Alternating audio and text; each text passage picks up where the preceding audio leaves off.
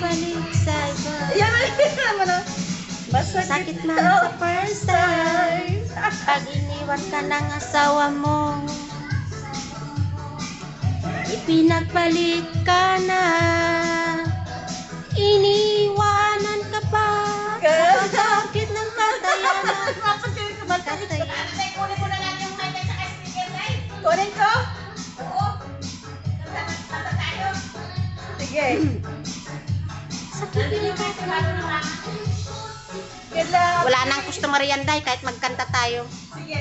Siya ko lang naman magpapalakos na. Kunin ko, te. Kunin mo yung mic sa ibabaw ng kama. Mic lang kasi may okay man dyan. Mic lang. Haba.